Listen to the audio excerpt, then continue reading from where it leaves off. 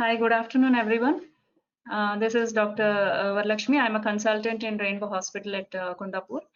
Today, I'm going to talk about the impact of COVID-19 in pregnancy. So we all know that this present situation is very scary, not only for the common people, but also particularly for the pregnant women because of a lot of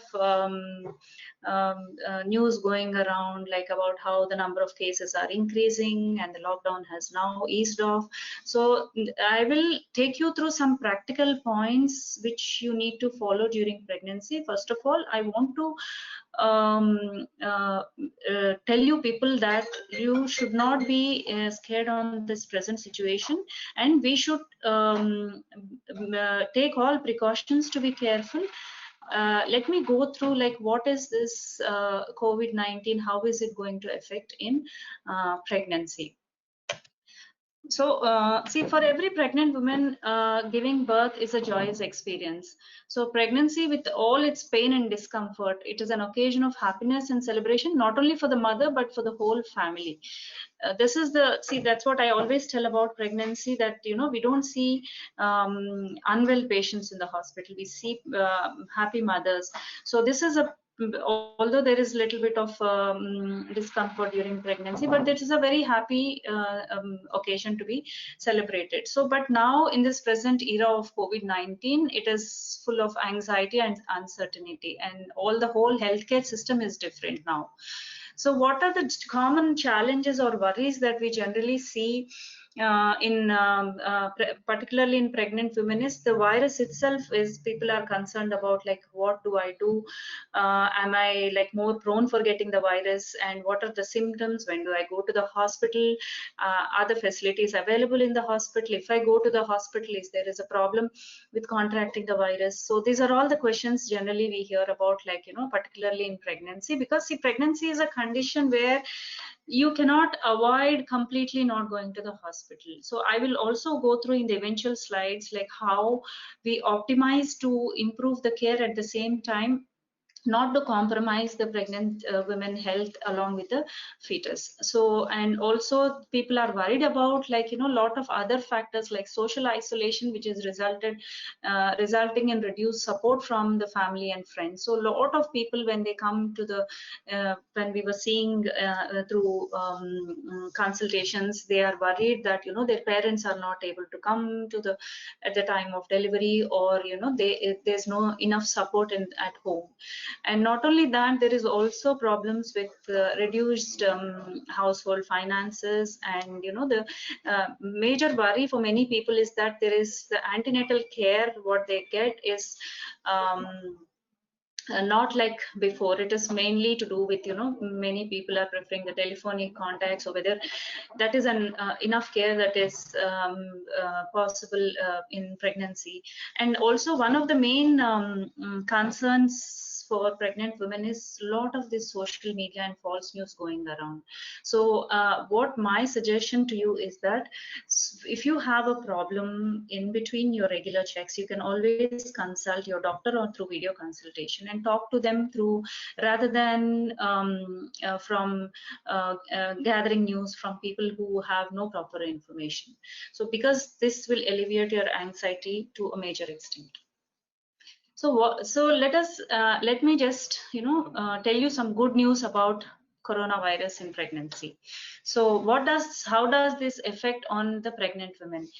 If you look at the data so far, the research, the good news is that there is no greater risk of becoming seriously unwell than any other healthy adults. Like, say, for example, the same women around the same age, reproductive age group, if you take a pregnant woman from a non-pregnant woman, the chance of you getting the coronavirus is similar to a non-pregnant woman. So, which is so like, because there's a lot of news going around that the pregnant women are more at risk of developing coronavirus. But when we look at the research and the data, it says it is similar to any non-pregnant women.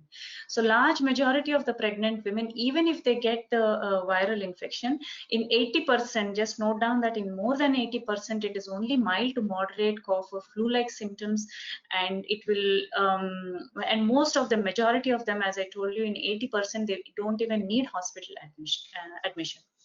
It goes off. See, our body has a natural immune system which will take care of like any like cough, cold, or any kind of viral fevers. It will help to our body immune system will help us to fight this coronavirus. So what is in the worst case scenario, even if there is a infection during pregnancy, still there is good news. So again, the data is saying that there is no increased risk of miscarriage, and the current evidence is showing that it is considered unlikely that if you have a virus, it would cause problems with your baby's development. And there is no observation with regard to any other complications. And the emerging evidence, the vertical transmission, which I mentioned here, see, one of the worries is during pregnancy, if you get this virus, whether this virus will pass on from you to the baby. So there are initial studies which were conducted in China, in Wuhan, where the initial pregnant mothers, they said that there is absolutely no vertical transmission because they did not find the virus neither in the amniotic fluid nor in the breast milk. So they said there is no vertical transmission. But as the cases are increasing now in the United States, where they did a study, there is a very small percentage which is quoted as less than 1%, where during the process of childbirth that it has infected from the mother to the child, which is again a very less percentage. And even the babies who are born which are these that less than 1%, which they saw in US, they found that the babies are not very unwell. They only found that the newborn babies have come positive, but then there's no major issues with them. So during breastfeeding, again, you need to take care, because if the woman has tested positive, breastfeeding, there are a lot of care that need to be taken. More than vertical transmission, it is person to person contact transmission that can happen, where appropriate measures need to be taken for these women during breastfeeding. And across the world, the only thing they found with coronavirus positive pregnant women is there is an increased incidence of premature births, that is early delivery, before full term these women delivered. So it's more than the coronavirus as such causing preterm birth. It is mainly to do with the illness itself, where it causes fever. Even in fever, for any other infections, if there is fever, there's a risk of premature delivery.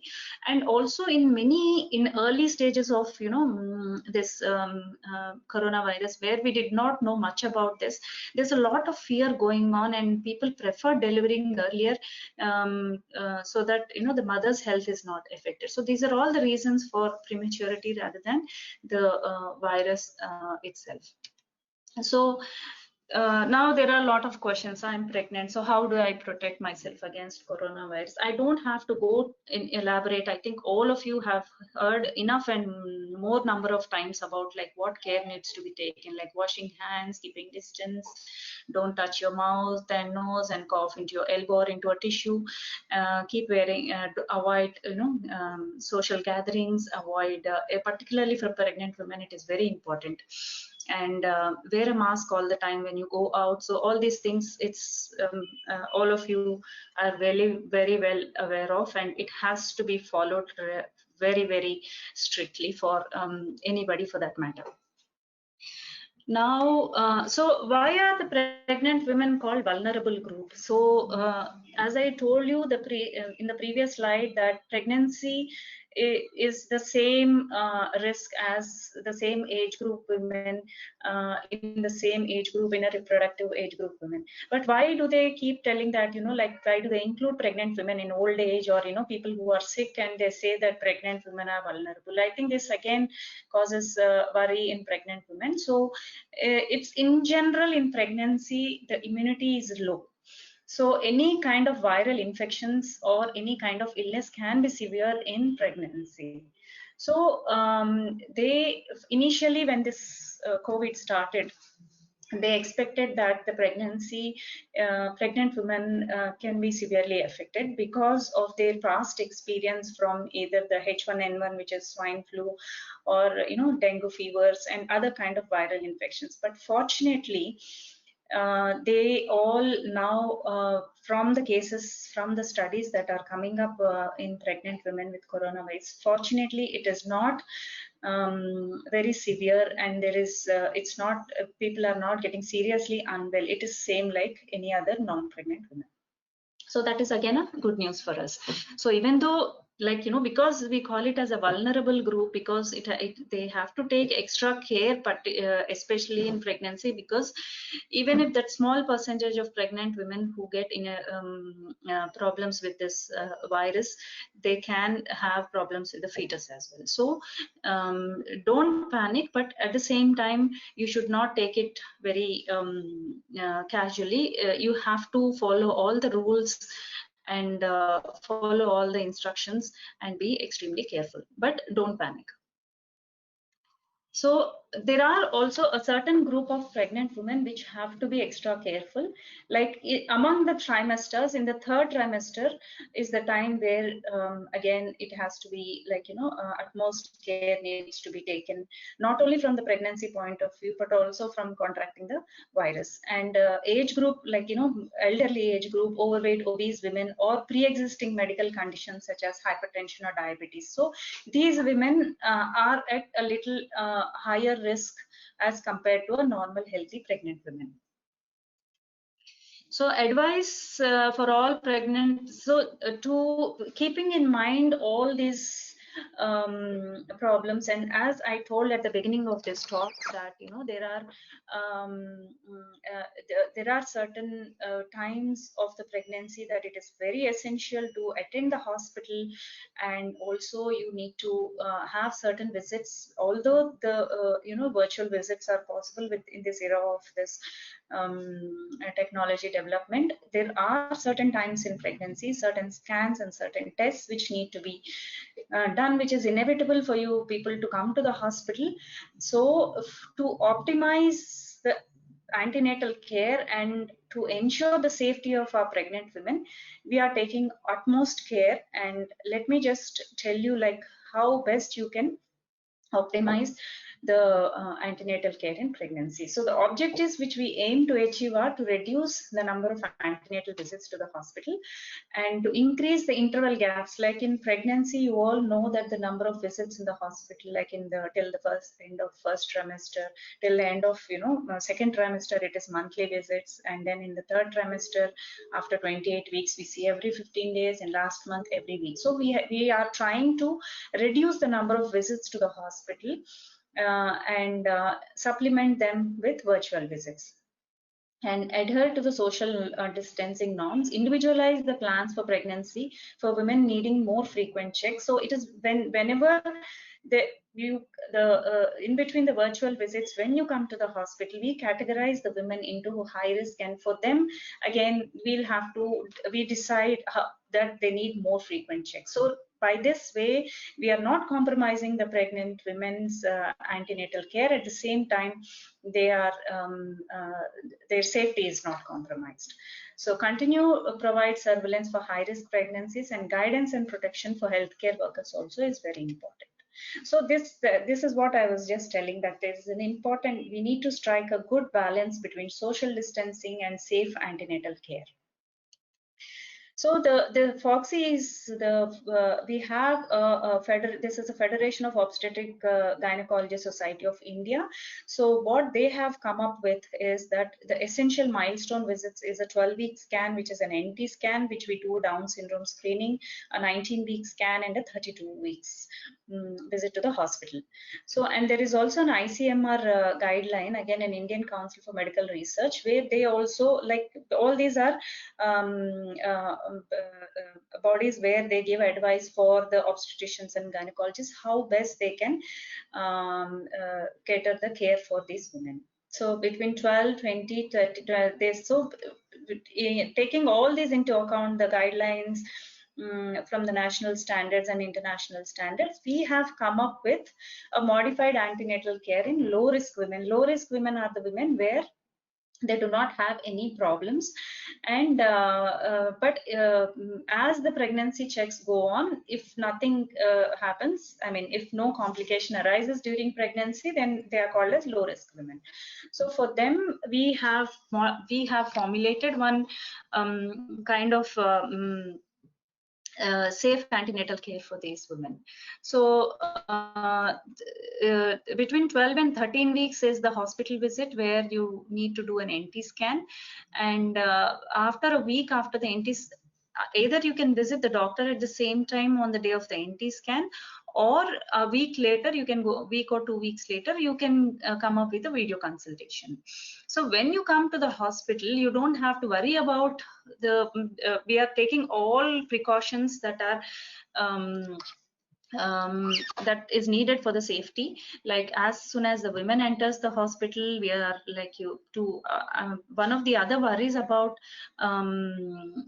the hospital visit is that, you know, that they are not allowing the attenders, but that is only for the safety of the women as well as the hospital staff. So whoever has if there's a single point of entry into the hospital, and they do not allow the people who have any kind of symptoms or any suspicious symptoms, and only the pregnant woman comes to the hospital, finishes their check, and whenever they come to the hospital, they we are following all the social distancing norms very strictly.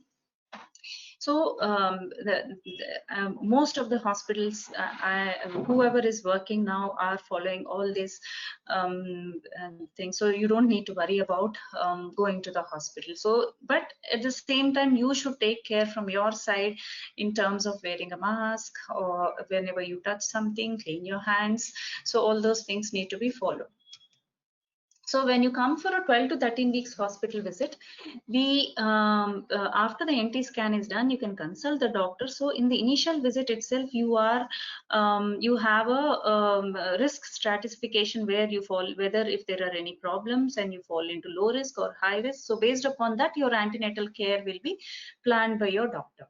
So 1 week late, or if you can't visit the doctor on the same day, you can go to the do a video consultation with your doctor.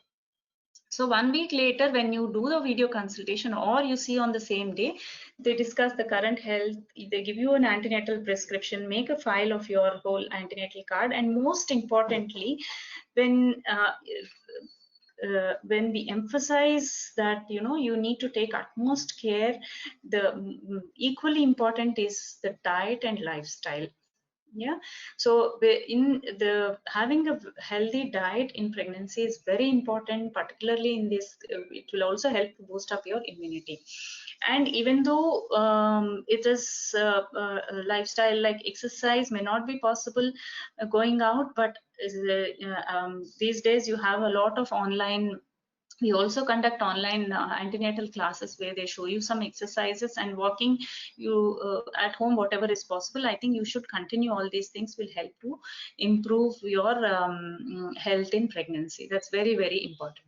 So when you are done with the 12 weeks consultation, they give you an appointment for an anomaly scan at 18 weeks, which is again the next very important scan in pregnancy. And again, this happens in the it is better to say in the hospital.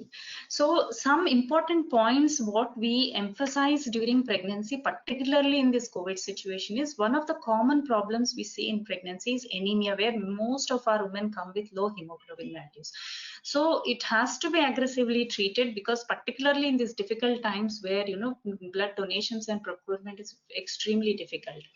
So giving people who have low hemoglobin levels or low vitamin D and iron levels, they have to be given a proper iron advice regarding iron supplements and dietary advice. So always, if it is maintained above 11 or 12, it is good, and the chances of having complications in later on in pregnancy will be very low. Also, we actually are now encouraging women to with home BP monitoring, because now that the frequency of the visits have come down, you can actually buy an electronic home BP monitoring machine, and whenever we do a video consult, you can also check the BP at home, and if there is anything that is worrying you, you can always speak to the doctor or come to the hospital for a cross check. So also blood sugar monitoring if required at home. We suggest how you have to go about this blood sugar monitoring. So and 18 to 19 weeks is the time where again you need to come to the hospital, where the this is a very, very important scan where the baby is checked in detail. It's called as an anomaly scan or a TIFA scan. So you can see the doctor on the same day with the report and finish off the consultation, and whatever vaccination like the tetanus injections need to be taken, and again reassess about your health, your blood pressure, your blood sugars, and your anemia levels can be reassessed. And again, once more, if everything is fine, then you are still low risk and you can continue with normal antenatal checks. So again, at 25 weeks, roughly around 25 to 28 weeks, we again tell them to come for a video consult, again where we reassess how things are going. You may also inquire about the current health, and we also educate you about the fetal movements, like and also plans for like when to attend the antenatal classes, and schedule. And the next visit between 28-30 weeks, you can do it in the hospital again. And also very important at this stage is to explain about the glucose test, because generally growth problems, hypertension, blood sugars, all are after 26 to 28 weeks is the time generally we see these things coming up. So we need to monitor for those. So 25 weeks you can discuss on a video consult, and again a 28 to 30 week visit can be to the hospital. So when you come to the hospital, like as I told you, you need to do certain tests like GTT and hemoglobin test, and also we generally schedule for a growth scan at this point, because again, if the growth problem we see, then we may have to monitor them more frequently, and if everything else is fine, then you can go back again to your regular checks. So the next consultation again between around 34 to 36 weeks is you can talk to your doctor on the video consultation. And most important, because now that you're getting closer to the due date, is to talk to about how to check for the fetal movements. Like generally when you're getting closer to the due dates, movements will start coming down due to various reasons like lack of proper space, or also you need to talk to the doctor about the warning signs and symptoms of pregnancy.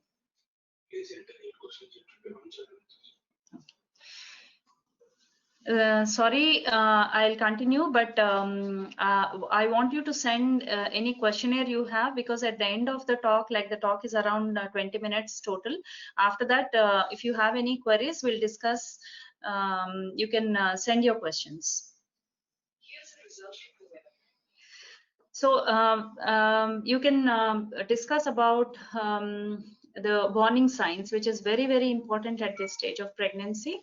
So the warning signs in pregnancy, like, you know, when to come to the hospital, where to come to the hospital, and what happens when you enter the hospital. So all these things you need to, like, basically, like for any laboring women, like if you have symptoms of pains, like which are contractions at regular intervals, or water leakage, or bleeding, or less movements, you need to come to the hospital.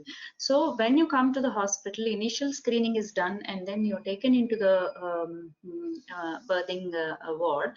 See, earlier we used to allow one person with the birthing women, but right now most of the hospitals are not allowing the which may be a little disappointing to the women, but still for the safety of the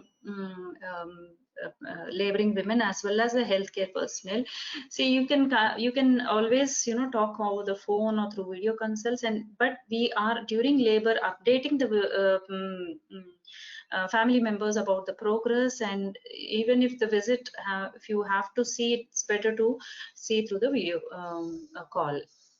So again, at 36 weeks or 36 weeks, again, once we would like to check in the hospital for a BP check and a hemoglobin test, and the doctor again will discuss about the options of delivery.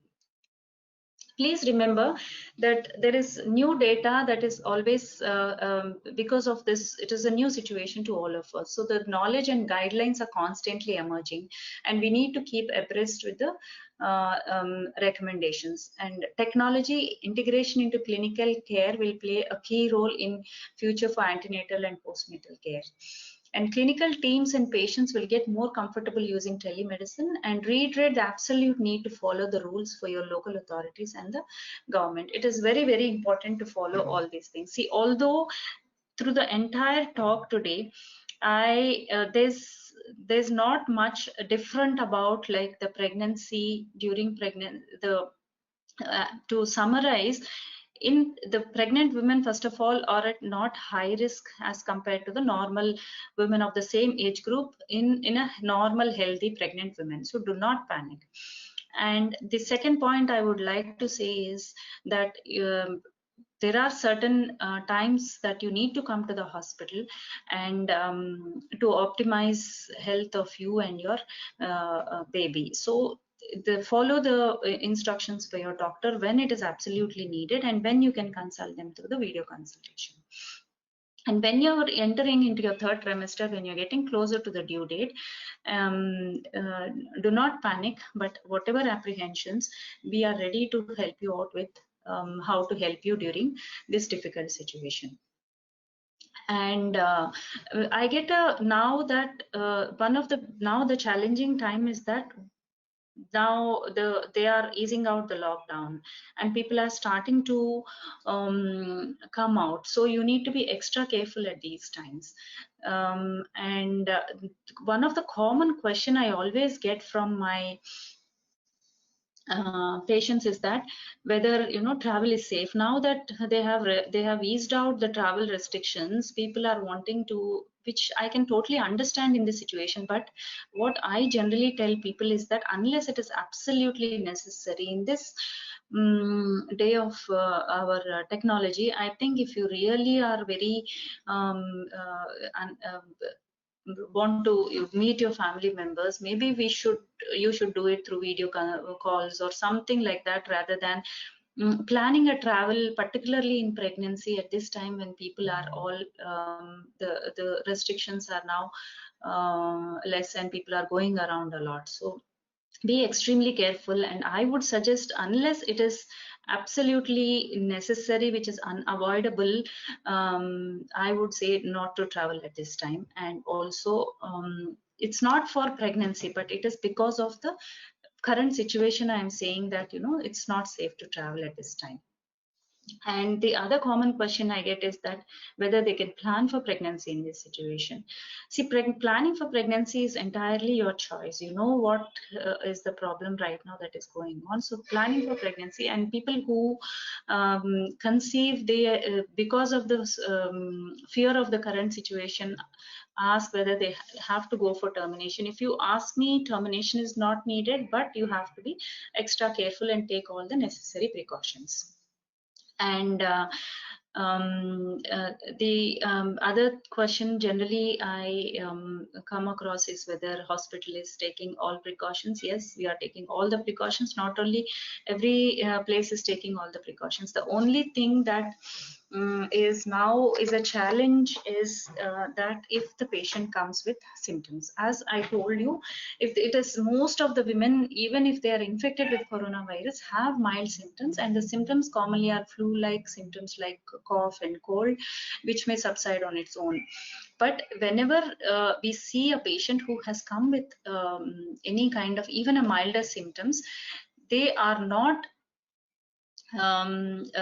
seen in the regular OPD. So they go into an isolation place where they are screened, and the obstetrician sees them with all full protection, and we give a referral to the physician, and our physician will assess the patient, and in case if there is any requirement to admit, the patient is admitted in isolation.